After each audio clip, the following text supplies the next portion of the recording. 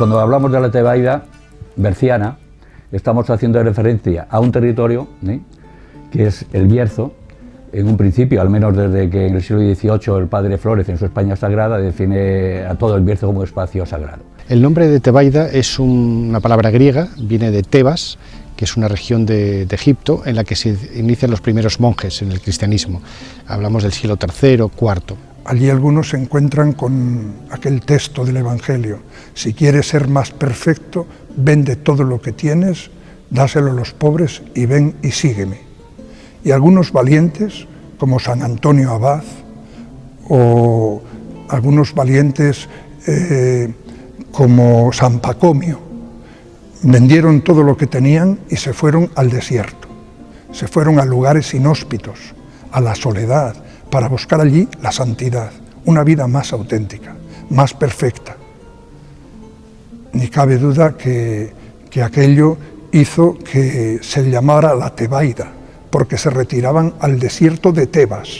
La investigación histórica nos ha traído y nos trae, desde luego, a la Tebaida berciana como un elemento absolutamente imprescindible para entender el pasado de esta tierra.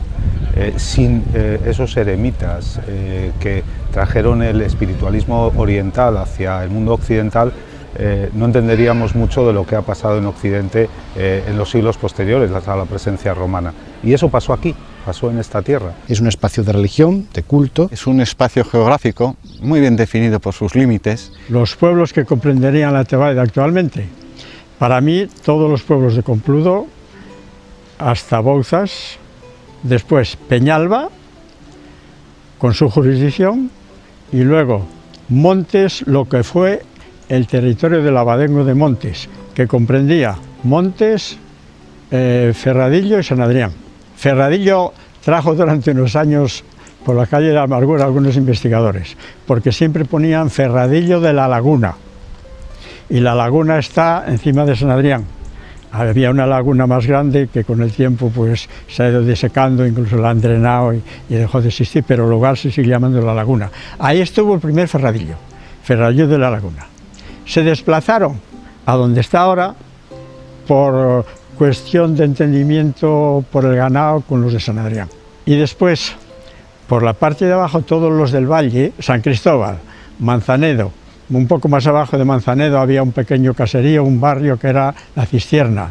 Más abajo, junto al río, estaba la herrería. Antes de llegar a San Clemente, había otro poblado, San Juan del Tejo, que hay un tejo por ahí que lo señala todavía. Después San Clemente, Valdefrancos, San Cosme, que es un pueblo que desapareció un poco más abajo de Valdefrancos. Y después subía para la parte de Villanueva y bajaba hacia San Lázaro para llegar a Santo Tirso. Y traía también Santa Lucía, que además lleva el nombre de Valdueza. Es hoy el Bierzo y sobre todo esta parte del Bierzo donde se dan estas circunstancias para poder hoy delimitar este espacio y centrarlo en este ámbito territorial.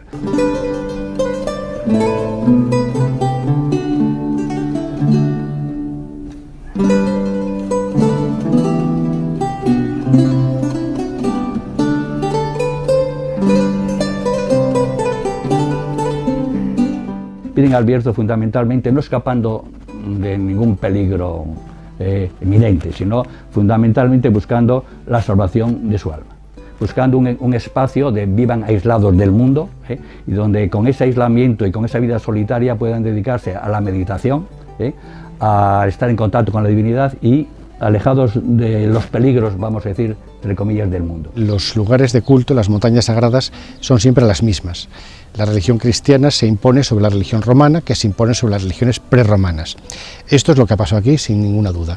Todo el área que va desde el Teleno hasta la Quiana son zonas, digamos, sagradas, primero para las religiones prerromanas, luego sabemos que hay una serie de cultos romanos, aunque se han estudiado bastante poco, y luego nos encontramos con, sorprendentemente, un montón de monasterios medievales prebenedictinos, es decir, sin regla, de los que trabajan por su cuenta. Que los romanos estuvieron por aquí lo tenemos en las médulas y en todos los canales romanos, que por aquí por la jurisdicción de Villanueva pasan dos. Tenían sus vías de comunicación, las famosas vías romanas. Quiere decir que por aquí había gente que pasaba y probablemente ellos también se dedicaron no solamente a explotar el oro, sino también a civilizar un poco la gente.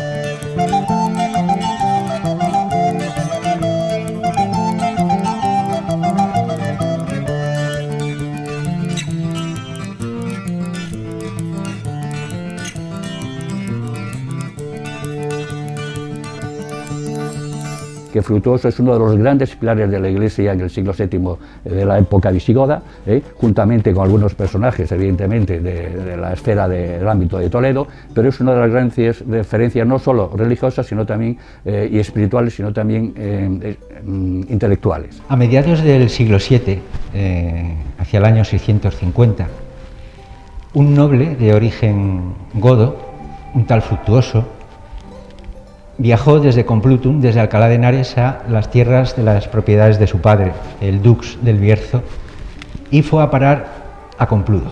Comenzó viviendo como anacoreta, es decir, él solo.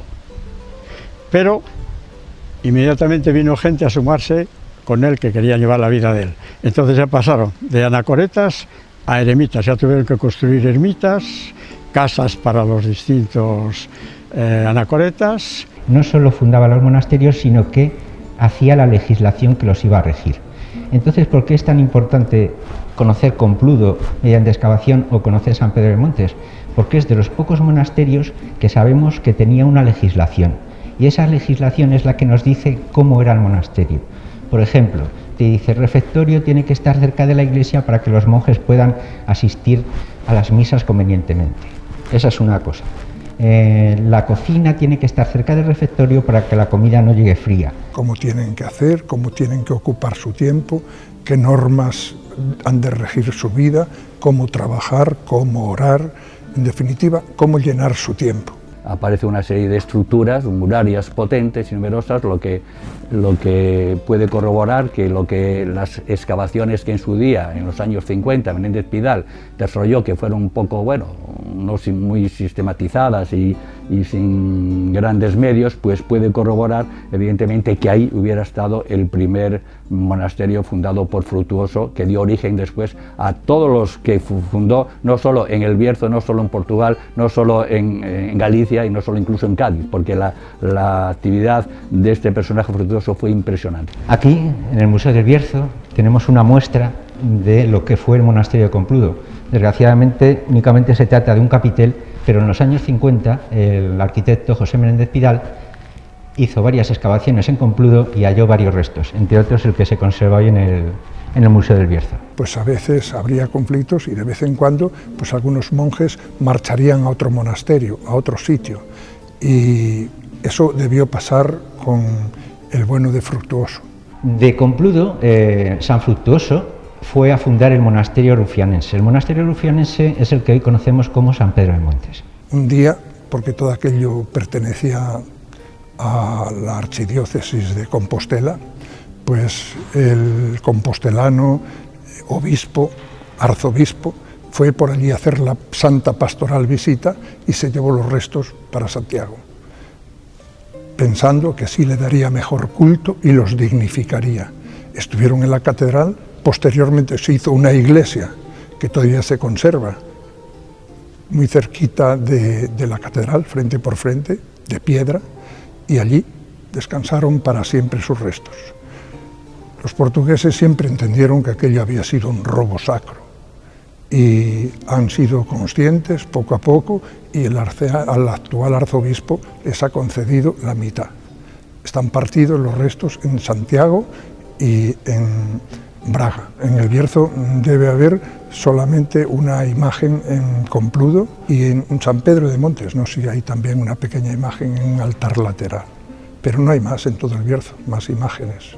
Sin duda ninguna fue un gran legislador y le cabe el honor de haber hecho la primera regla para el monacato español, y sin duda ninguna fue un gran patriarca de todos los abades que más tarde vendrían en todos los monasterios.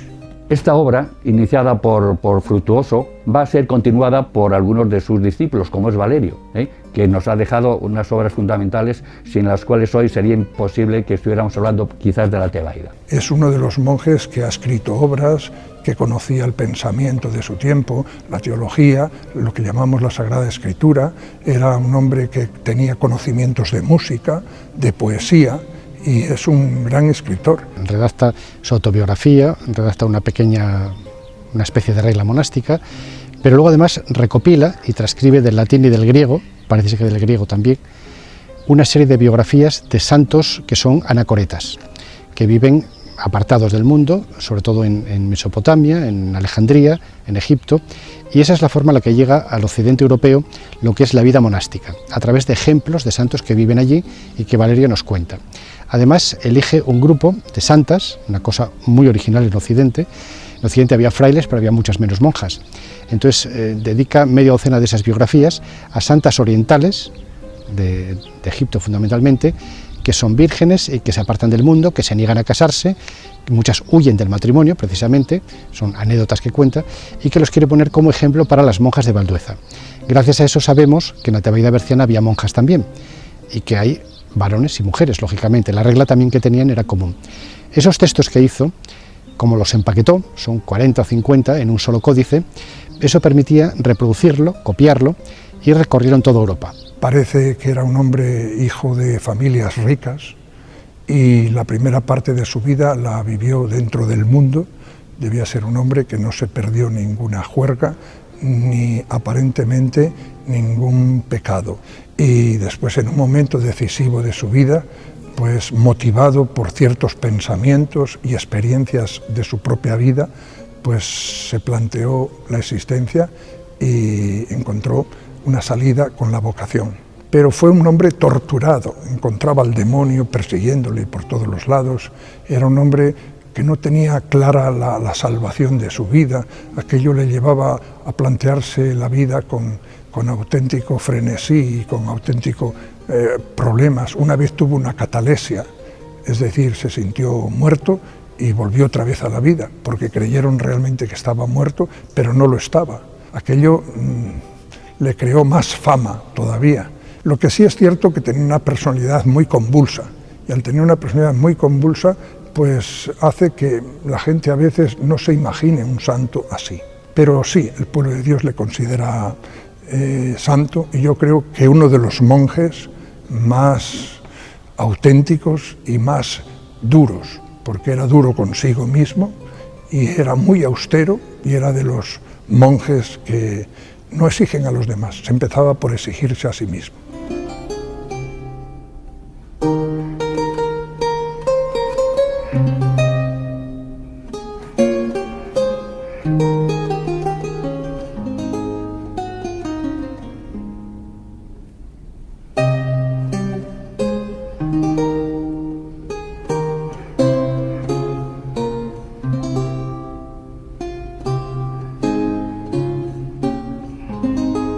De una época constructiva, religiosamente hablando, buena, se pasa a una época decadente. Y en esa decadencia, pues la sociedad se desinfla y va abajo, y además vienen los árabes. No les quedó más remedio a los que estaban ahí que marcharse, porque la acusación que hacían entonces a los sarracenos era la siguiente: es que esos no dejan creer a los demás. Las zarzas cubrieron toda la superficie de lo construido, y aquello quedó pues del todo en decadencia constructiva y decadencia moral, hasta que de alguna manera llega el bueno de Genadio. Genadio ya era monje, ya vivía en un convento, es decir, él vivía en un cenobio. Por lo tanto, para venir ahí no podía venir por su cuenta. Tenía que ser un tema tratado en comunidad, en su convento. Y segunda condición, para establecer una comunidad religiosa en una diócesis se necesitaba permiso del obispo. Y entonces ahí tenemos que el obispo de Astorga con Genadio vinieron a restaurar montes. va a revitalizar todo lo que es la Tebaida berciana en el siglo X. Por ejemplo, todos conocemos Santiago de Peñalba, esa es la gran fundación de Genadio. Él se había comprometido en llevar una limosna proveniente del reinado de León, que el propio rey le pide que vaya a Santiago y la entrega. Y en ese momento, pues seguro que trajo alguna reliquia. Estaban muy de moda las reliquias. Entonces tener una iglesia con reliquias era tener algo. Era, como le llamaría yo, como las estrellas de los hoteles. Las reliquias eran sumamente importantes. Y trae algunas reliquias de su viaje, de su peregrinación a Santiago de Compostela. Reliquias que se colocan en Peñalba. Al mismo tiempo, Genadio ya fue creando pequeños monasterios. Un pequeño monasterio entre Montes y Peñalba, San Andrés, el de Santo Tomé, que está donde la Cueva del Silencio. Vive una vida de sencillez en la cueva y en el monasterio, y después de algún tiempo muere y queda enterrado con tantos santos como había dado aquel movimiento monacal allí en Peñalba. En Villafranca, el marqués hace un monasterio para su hija, en Las Lauras.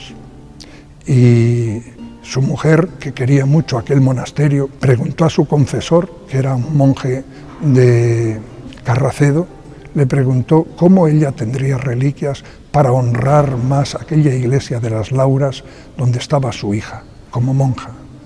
El bueno de padre espiritual le dijo: las tienes en tu propio territorio. Se presenta en Peñalba.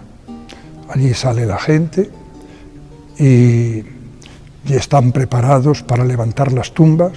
Les regala pues apenas unos trapos de colores para casullas y tal, que la gente recibió llenos de alegría porque aquello no se había visto nunca allí, y se llevaron el cuerpo de San Genadio. Y después de Villafranca fue llevado a Valladolid, y el obispado rápidamente tronó y puso un juicio contra el marquesado, juicio que duró muchísimos años. Al final Roma pues sentenció diciendo que la mitad para uno, la otra mitad para otro.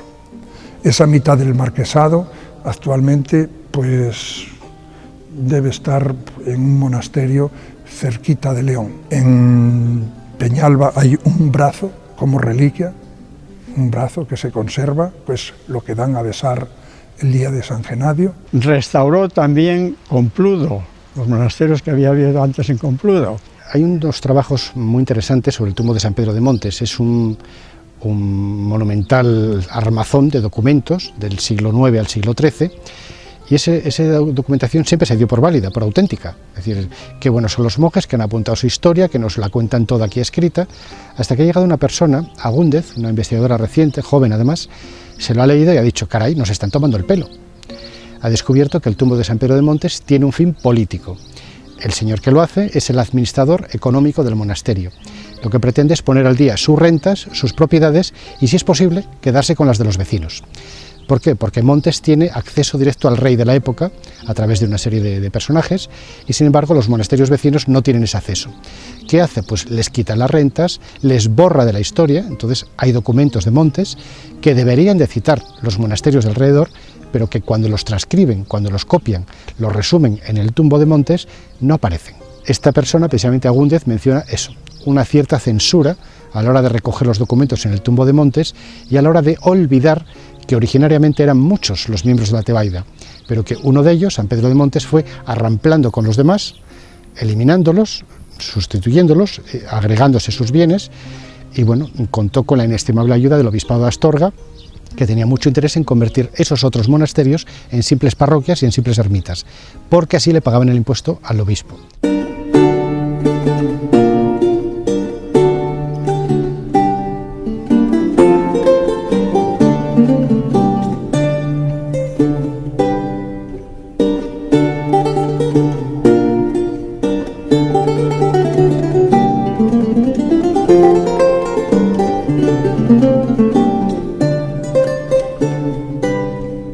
Tenemos tenemos que tener en cuenta que la presencia de testimonios escritos, altos medievales, de estos siglos 7 y 8, sobre todo de la mano de Valerio en el siglo VII, y después más tarde de Genadio ya en el siglo IX y principios del siglo X, que nos permiten saber no solo la existencia de esos monasterios, sino incluso cómo eran las fábricas monásticas, cómo era un monasterio alto medieval. Antes había monasterios y cenobios. Monasterio en griego quiere decir el hábitat de un solo monje y cenobio en griego quiere decir el hábitat de varios monjes.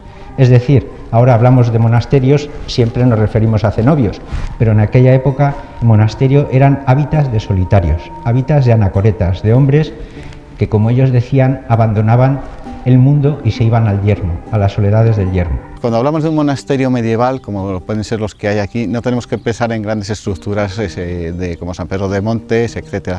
Son pequeñas celdas, pequeñas casas, posiblemente con una huerta para el autoabastecimiento y un poco de ganado, unas ovejas, un cerdo y unas vacas. Con el tiempo, poco a poco, fue surgiendo el cenobita, el hombre que ya no vivía en soledad, vivía con otros.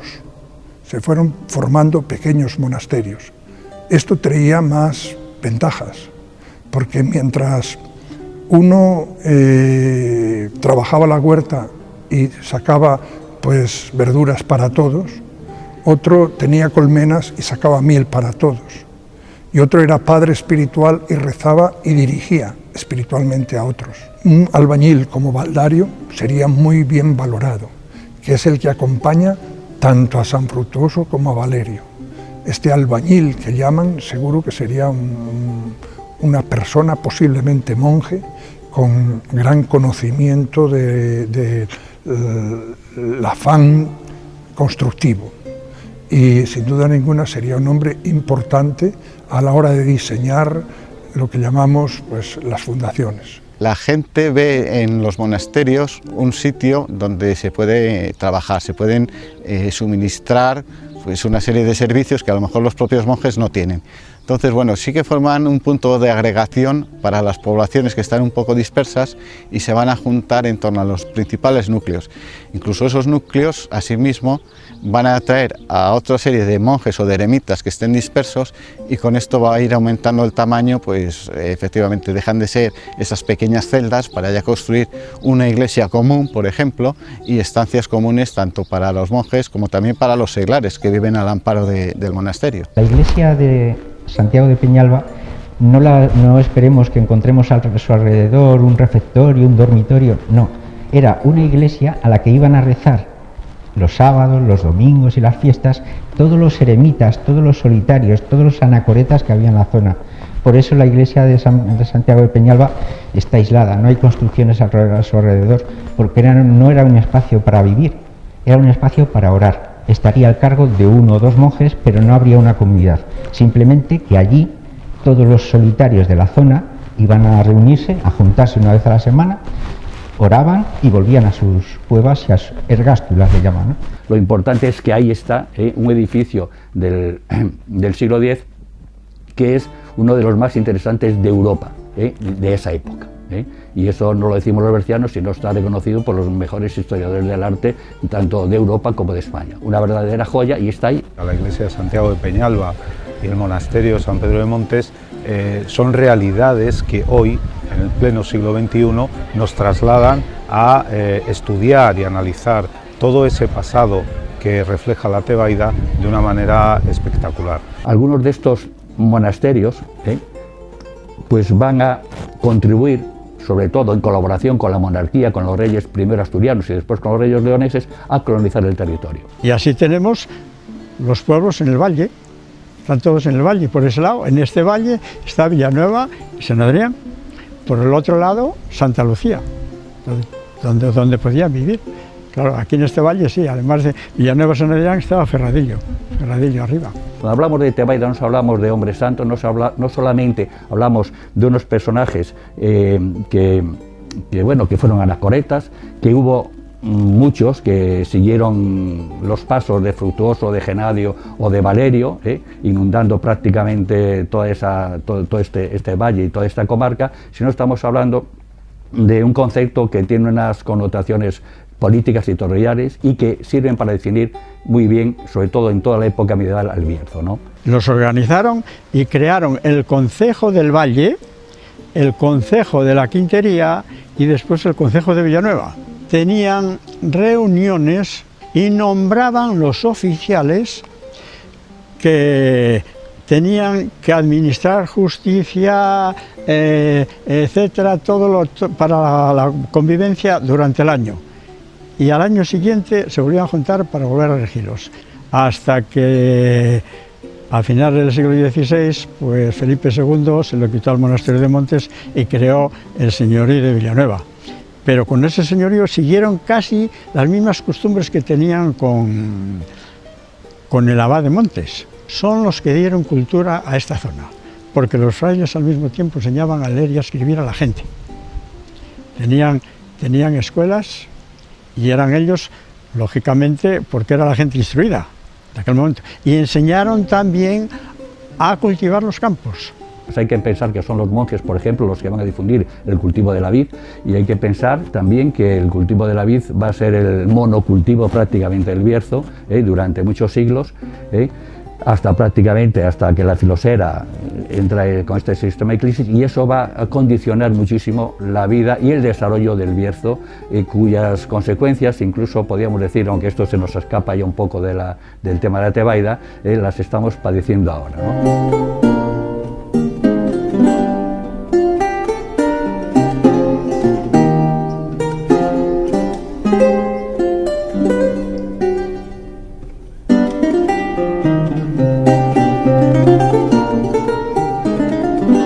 Se habla de que el Bierzo tuvo gran cantidad de monasterios y sin embargo ya ves, en este momento en el Bierzo no hay ningún monasterio masculino.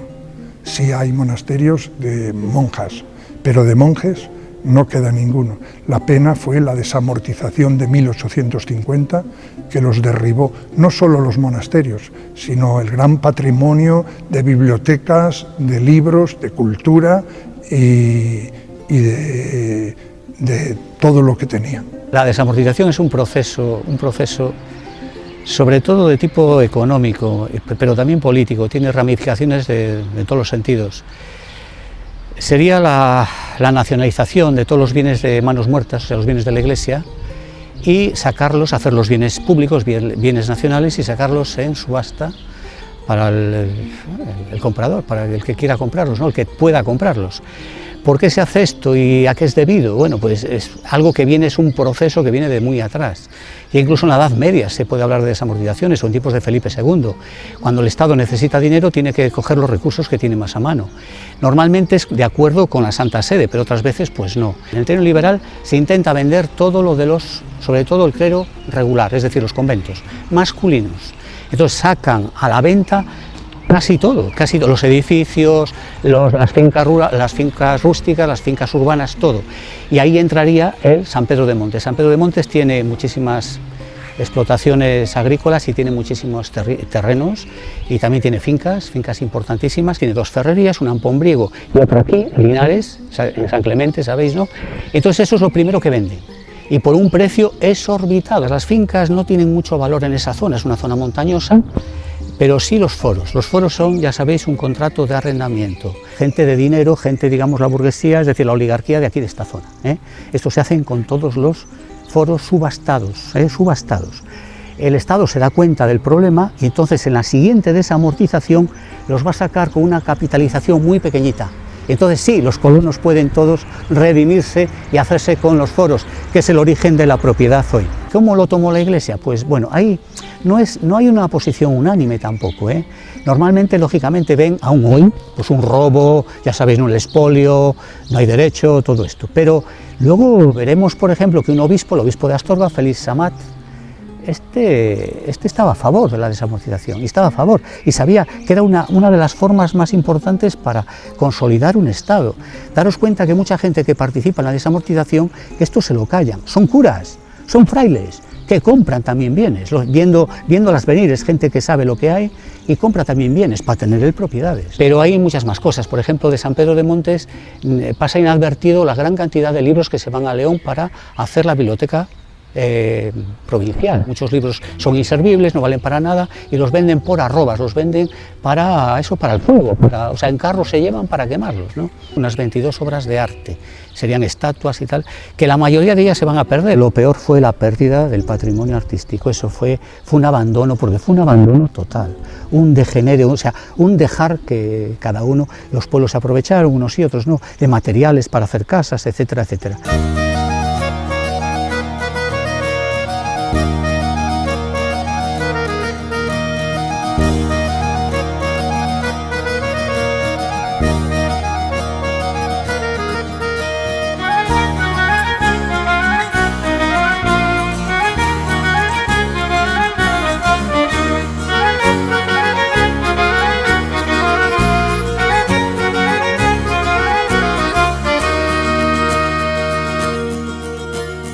Resulta que tenemos muchos más documentos relativos a monasterios que la localización geográfica de dónde estaban.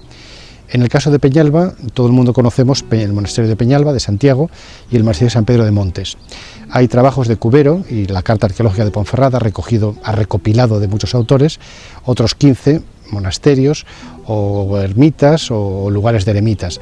Ahora podemos hablar de otros 15 más del área solamente de Manzanedo, San Cristóbal y San Clemente. La búsqueda del monasterio rufianense y la del monasterio complutense más o menos ya tenemos localizados dónde están, sobre todo el monasterio rufianense, que sabemos que es San Pedro de Montes. Pero claro, la Tebaida berciana, el monacato, no es solo San Pedro de Montes y el monasterio complutense. Sabemos por testimonios orales, por fuentes escritas, que el Bierzo fue un auténtico hervidero monástico. No sabemos todavía dónde vivían los monjes del siglo VII ni del siglo X, pero al menos estamos empezando a comprender cómo morían, porque los hallazgos hasta ahora han sido principalmente funerarios. Es un proyecto de investigación a largo plazo y la verdad es que no sabemos qué es lo que nos vamos a encontrar, pero vamos, el Bierzo tiene toda una arquitectura monástica por descubrir y simplemente edificios como Peñalba, edificios como Montes o como lo que pueda ser los hallazgos de Compludo, que yo intuyo que los hallazgos de Compludo van a ser muy importantes porque hemos pasado el Georradar únicamente por una finca, pero ya me han dicho los habitantes de Compludo que hay restos por otras 9 fincas más. Es decir, puede ser un parque arqueológico realmente interesante. En principio, porque no sabemos cómo eran los monasterios del siglo VII. Ahora sabemos cómo son los monasterios del siglo XII, XIII, cuando subimos a Montes o vamos a ver Carracedo, o vamos a ver un monasterio cisterciense, todo el mundo sabe cómo son. Tenían una iglesia, tiene un claustro y dependencias. Sin embargo, no sabemos cómo eran los monasterios ni en el siglo VII ni en el siglo X. Probablemente no lo sabemos porque muchos restos han desaparecido porque estaban hechos con materiales perecederos, especialmente madera. Por eso resulta difícil encontrar esos restos. Puede ser que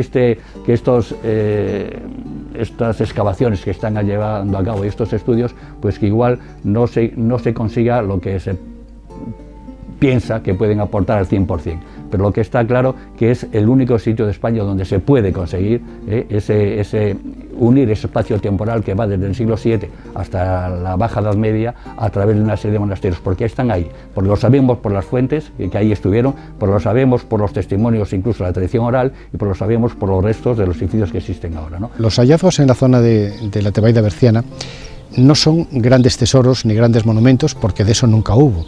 Los frailes siempre fueron pobres, pero sí que estamos en posición de prever pues, por lo menos una docena de antiguos monasterios, que son poco más que pequeñas cuevas, que tenemos ya identificados y que hay mucha gente investigando la zona que ha encontrado unos cuantos también. La Tebaida berciana no puede componerse de 2 o 3 antiguos monasterios, tiene que haber muchos más. Estamos calculando en torno a los 30, pequeñitos, pero es curioso porque aunque sean pequeñitos, solamente de la Tebaida berciana hay, digamos, santificados 2 docenas de santos y santas. Esto no es normal, es decir, ni siquiera los grandes monasterios, por ejemplo, como Montserrat o como San Millán de Suso, ni siquiera esos grandes monasterios tienen 2 docenas de santos locales. Aquí sí. Eso permite pensar que durante mucho tiempo ha habido no solo algo que le diferenciaba de los demás, sino que se ha mantenido la memoria, el recuerdo. Eso es lo que nos toca a la generación actual. Mantener esa memoria, conservarla y trasladársela a los siguientes. Yo empezaría haciendo cosas que llamamos los arqueólogos no invasivas, es decir, estudios desde las fotografías aéreas a fotografías o imágenes tomadas con láser, que es lo que llamamos LIDAR, que eso nos permite quitar la capa de vegetación y mantener un poquito lo que es la capa del suelo. A partir de ahí podríamos intentar ver estructuras que ahora mismo están debajo de los árboles y que no se ven, y eso, con esa documentación, ya podríamos hacer intervenciones arqueológicas. Eso por un lado. Por otro lado sería la puesta en valor de lo que ya tenemos ahora, mediante rutas guiadas o señalizadas, la redacción de alguna guía. La puesta en valor de la Tebaida Valenciana tiene un elemento fundamental para el desarrollo territorial de esta tierra. Es decir, la mirada al pasado, esa mirada al pasado necesaria, imprescindible, diría yo, para comprender el presente de esta tierra, tiene que ser también el punto de partida para el futuro de esta tierra. Lo que se está haciendo actualmente es una política de tipo cultural de promocionar una comarca, lo que se llama la Tebaida Berciana. Con esa marca tiene un nivel de protección oficial por parte de la Junta de Castilla y León como bien de interés cultural, y se está haciendo un expediente mucho más amplio, mucho más complejo, para declararla Patrimonio de la Humanidad. Eso supone documentar casi cada piedra, identificar los caminos, los accesos, poner señalizaciones, tener una actividad cultural paralela. Todo eso puede llevar años, y el Ayuntamiento de Ponferrada y muchas entidades locales, además de asociaciones culturales, están trabajando en ello. Tiene que haber botánicos, tiene que haber geógrafos, tiene que haber gente de geología, tiene que ser multidisciplinar para que podamos ver cosas que nosotros a lo mejor no vemos, pero que otros profesionales sí que pueden ver. Entonces, lo primero es hacer una hoja de ruta, ver dónde estamos y ver dónde queremos llegar. A partir de ahí, poner los pasos intermedios que queremos hacer y ceñirnos con una serie de proyectos ya enfocados a casos particulares a esas hojas de ruta. Yo creo que hay tres elementos que son imprescindibles para que el desarrollo territorial de un elemento patrimonial tan importante como la Tebaida sea relevante. En primer lugar, es el de la conservación y la preservación del recurso patrimonial. Es decir, conservar, analizar, comprender, entender, estudiar el pasado en la Tebaida como recurso implica preservarlo, conservarlo, ponerlo en su justa medida y no al ataque, a la agresión de elementos externos que lo puedan poner en peligro. En segundo lugar, no solo es la preservación, sino la sostenibilidad. Es decir, el desarrollo, la puesta en valor de la Tebaida como elemento para el desarrollo territorial tiene que ser una puesta en valor sostenible.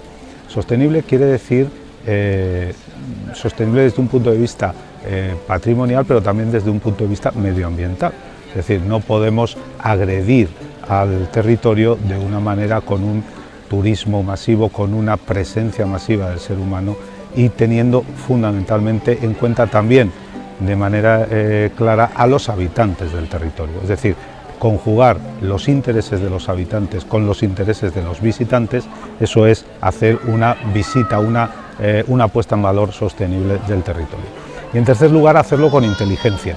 ¿Qué significa hacerlo con inteligencia? Pues hacerlo utilizando los recursos tecnológicos que hoy nos permiten acceder a lugares de manera virtual o a lugares de manera absolutamente, en fin, pues, utilizando la tecnología para que la visita o la estancia en este territorio sea más agradable. Todo este esfuerzo de trabajo y económico que se va a hacer todos estos años, no sabemos cuánto, porque esto es un proyecto a muy largo plazo, tienen que terminar con algo muy concreto, que es la puesta en valor de esos restos. Esa puesta en valor, nosotros apostamos porque sea motor de crecimiento económico en la zona del Bierzo, y por eso estamos intentando recuperar un pasado que puede servir para el futuro de la zona. Es una política, entendemos que no es muy común, no es muy habitual. En España todavía no estamos muy concienciados de que el patrimonio es un yacimiento de empleo, pero realmente cuando sales fuera de España ves que sí. Excavaciones de monasterios de esta cronología en España no se está haciendo, pero sí en Italia, sí en Francia, y la verdad que los resultados están siendo excepcionales tanto en el sentido científico como en el sentido turístico. Si los poderes públicos no entienden que las infraestructuras, no ya solo las de las comunicaciones, sino las tecnológicas, los servicios, la ordenación del territorio, tienen que ser puesta por parte de los poderes públicos de una manera clara y absolutamente en condiciones de que la iniciativa de la sociedad civil sea la que ponga en valor esa Tebaida a través de proyectos de suficiente solvencia económica que fijen población y que realmente constituyan un elemento para el futuro de esta tierra.